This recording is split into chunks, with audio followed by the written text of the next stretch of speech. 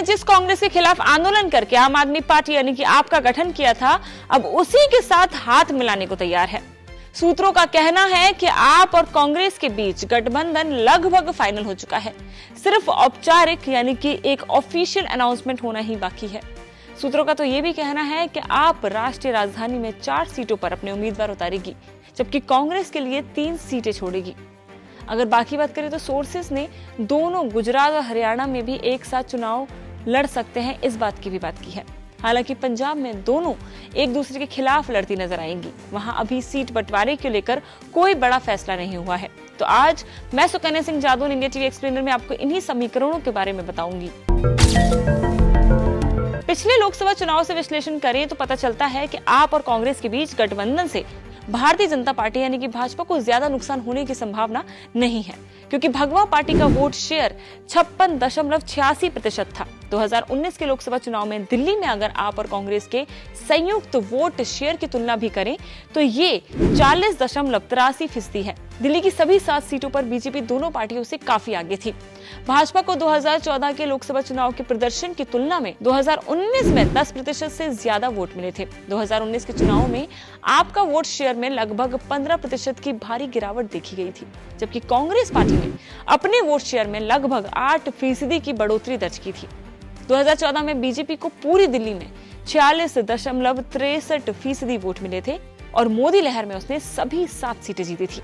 2014 के लोकसभा चुनाव में भारतीय जनता पार्टी यानी कि भाजपा को दिल्ली में 38,38,850 वोट यानी कि 46.63% मिले थे। वहीं दिल्ली में अगर आम आदमी पार्टी की बात करें यानी कि आपकी बात करें तो 27,22,887 वोट यानी कि 33.08% और कांग्रेस को 12,53,078 वोट यानी कि 15.22% मिले थे। दिल्ली में 2014 के चुनाव के दौरान आप और कांग्रेस की संयुक्त ताकत 39,75,965 वोट थी यानी कि 48.30%, जो भाजपा से सिर्फ 1,37,115 वोट ज्यादा थी।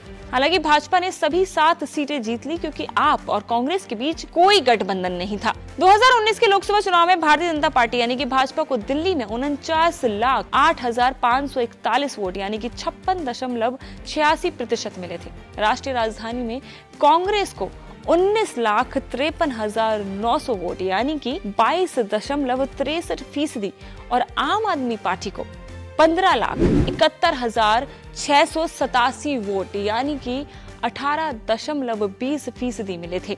वहीं दिल्ली में 2019 के चुनाव के दौरान आप और कांग्रेस की संयुक्त ताकत अगर हम बात करें उस बारे में तो वहां पे 35,25,587 वोट यानी कि 40.83% थी, जो भाजपा से 13,82,954 वोट कम थी। बीजेपी को उत्तर पश्चिमी दिल्ली में 60.1% में 60% से अधिक वोट मिले थे।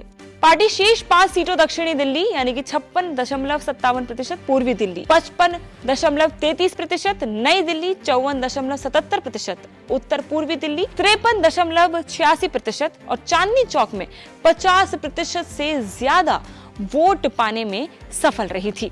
हालांकि अंत में हम इतना ही कहेंगे कि पिछले लोकसभा चुनाव से विश्लेषण करें तो पता चलता है कि आप और कांग्रेस के बीच गठबंधन से भारतीय जनता पार्टी को कोई भारी नुकसान यानी कि ज्यादा नुकसान होने की संभावना काफी कम है यानी कि ना के बराबर है, क्योंकि भगवा पार्टी का वोट शेयर 56.86% था। तो ये थी आज की खबर। ऐसी ही तमाम खबरों के लिए, तमाम अपडेट्स के लिए जुड़े रहें इंडिया टीवी के साथ।